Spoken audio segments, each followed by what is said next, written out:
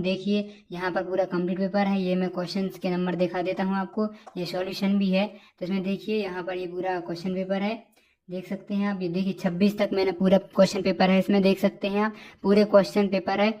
ये प्रश्न नंबर पहला पूछा जाएगा आप लोगों के लिए कि अगर भारत में प्रातः के 11 बजे हैं तो उस समय लंदन का समय क्या होगा। तो आपको यह बताना है कि उस समय लंदन का समय क्या होगा। तो आप सभी को यह पता होगा कि जो हमारे यहाँ से लंदन का समय है वह कितने घंटे, 6-6.5 घंटे क्या चलता है, आगे चलता है। तो देखिए यहाँ पर कितने बजे होंगे, 5:30 बज जाएंगे आपकी सीधी सी बात। तो आप जोड़ सकते हैं इसमें 5:30 ये, 5.5 घंटे ये और 1 घंटे वो, तो 6.5 घंटे आगे चलता है, ठीक है, जो कि लंदन से। तो क्या हो जाएगा, अगर यहाँ पर प्रातः के 11 बजे हुए हैं तो यहाँ कितने बजे होंगे, 5:30 बजे होंगे। प्रातः के अगर अपने यहाँ सुबह के 11 बजे हैं तो वहां पर प्रातः मतलब सुबह के 5:30 बजे होंगे, ठीक है। और उसके बाद देख सकते हैं दूसरा प्रश्न इसमें पूछा गया हमसे कि मेहरगढ़ किस दर्रे के पास है।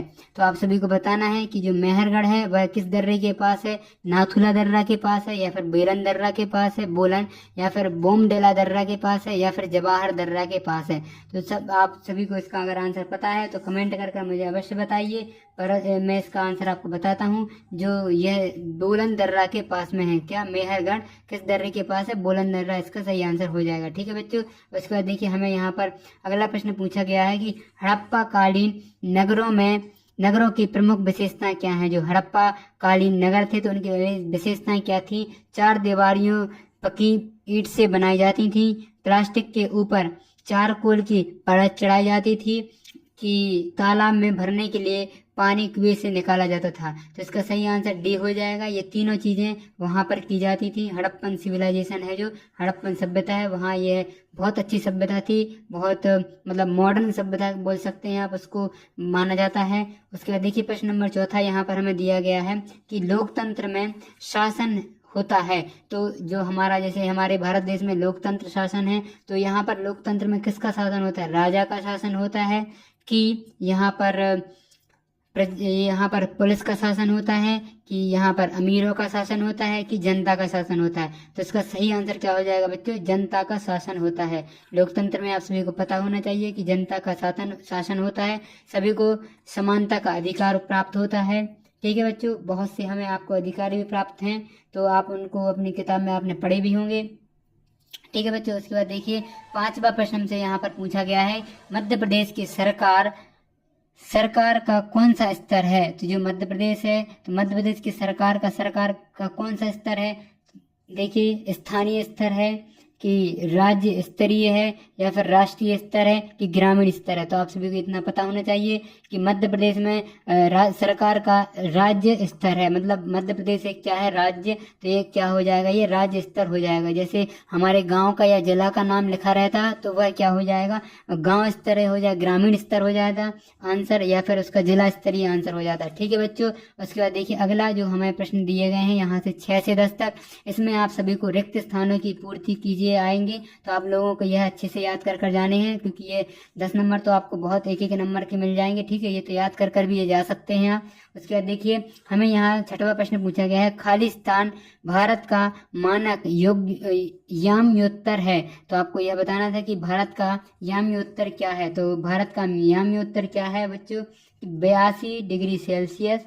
आपको इसका आंसर लिख देना है 82 डिग्री सेल्सियस, 82 डिग्री 30 मिनट पूर्व लिख देंगे आप। इसका उत्तर 82 डिग्री 30 मिनट पूर्व भारत का क्या है बच्चों, याम्योत्तर उत्तर है, ठीक है। उसके बाद देखिए अगला प्रश्न हमसे पूछा गया है, प्रश्न नंबर 7वां, लोगों द्वारा पौधे उगाने और जानवरों की देखभाल करने को खालिस्तान कहते हैं। तो आपको यह बताना था कि जो लोग पौधे उगाते हैं, मतलब फसलें उगाते हैं और जानवरों की देखभाल करते हैं, तो वो जो कार्य करते हैं उसको क्या बोलते हैं। तो उस कार्य को क्या बोलते हैं बच्चों, कृषि बोलते हैं, ठीक है बच्चों। क्या बोलते हैं, कृषि बोलते हैं।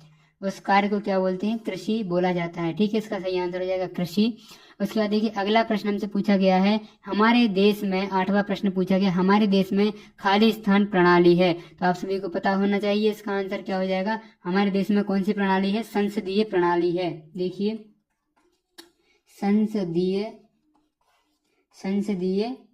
प्रणाली, इसमें आप इसका आंसर लिख देंगे। प्रणाली तो लिखा ही हुआ है यहाँ पर, तो संसदीय इसका आपको आंसर लिख देना है। उसके बाद देखिए 9वां प्रश्न से पूछा गया है, सरपंच का कार्यकाल खाली स्थान वर्ष का होता है।